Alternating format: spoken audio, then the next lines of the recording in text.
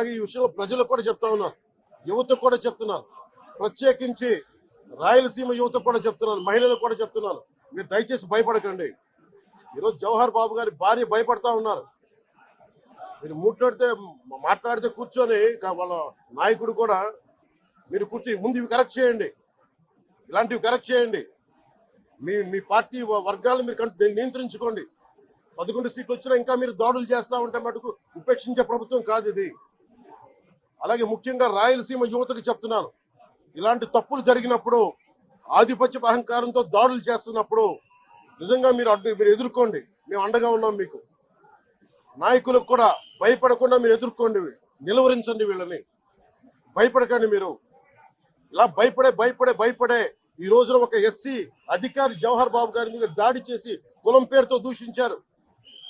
అన్ని రకాలు నువ్వు ఎలా తిరుగుతావో చెప్పి దూషించారు.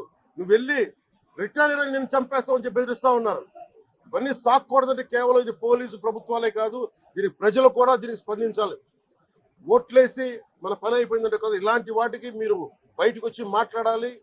భవిష్యత్తులో ఇలాంటి నాయకులు మళ్ళీ ఎన్నికల్లో పాల్గొనాలంటే కూడా వాళ్ళకి భయం రావాలి. మీరు ఆ స్థితిలో ప్రజలు కూడా దీన్ని అప్రమత్తంగా మీరు కూడా దీని బాధ్యత వహించండి.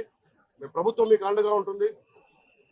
అలాగే జవహర్ బాబు గారి భార్య ఒకటే భయపడతా ఉన్నారు, అయ్యా మేము నిస్సహాయతలో ఉండేవాళ్ళం, మేము ఎస్సీ మాల కులానికి చెందిన వాళ్ళం, మాకు భయాలు వేస్తున్నాయి, మాకు ఎవరు లేరు మాకు అండగా ఉంటే వాళ్ళకి ఇదే చెప్తున్నాను, మేము భరోసా ఇస్తున్నాం.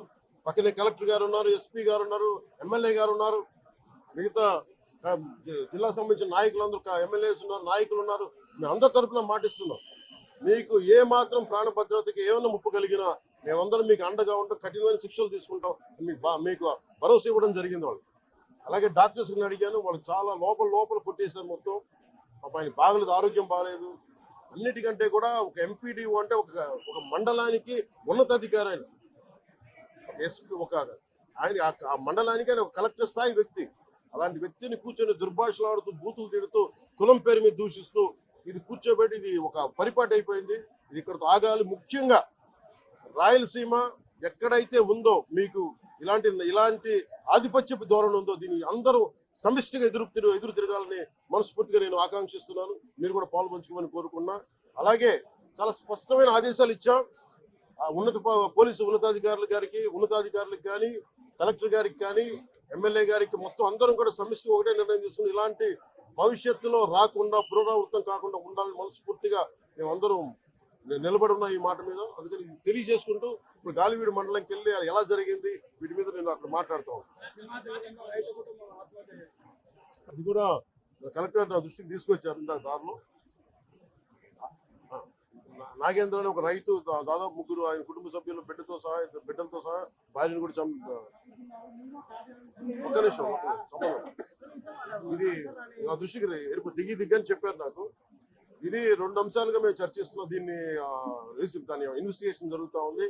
ఒకటి, అంతకు ముందు రోజే మ్యూటేషన్ మీద మేము తిరిగి ఆయన పొలం ఆయనకు వచ్చేస్తుంది, ఆయన ఎవరి దగ్గర అప్పు తీసుకున్నారంట, ఆ సదరు వ్యక్తి దగ్గర తిరిగి ఆయన మీద రాయించుకోవడానికి ఆయన మ్యూటేషన్ కూడా జరిగింది. అంటే దాని అర్థం ఏంటంటే అప్పు తీర్చడానికి సంసిద్ధంగా ఉన్నారు, ఆయన దగ్గర డబ్బులు ఉన్నాయని అర్థం.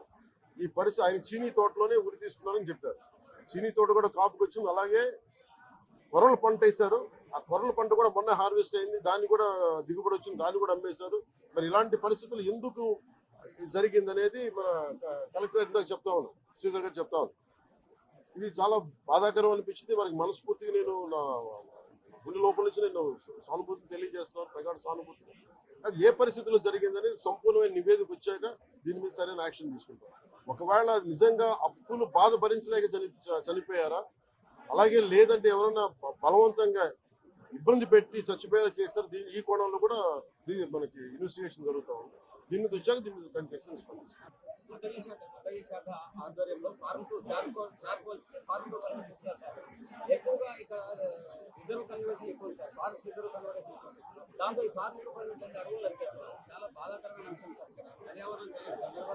ఇక్కడ ఏ ప్రాంతం ఉండేది? నేను అతి కొద్ది రోజుల్లోనే కలెక్టర్ చేసి దీన్ని ఒకసారి రివ్యూ పెట్టండి. ఫారెస్ట్ డిపార్ట్మెంట్ లో కూడా ఒకసారి అన్ని ఫేక్ చార్కోల్ దీని మీద మేము ఖచ్చితంగా నేను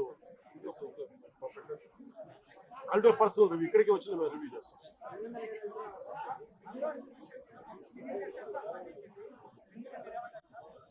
రెలవెంట్. ఇక్కడ మనుషులు చచ్చిపోయి సినిమాల గురించి మాట్లాడాలి. కొంచెం పెద్ద మనుషులు,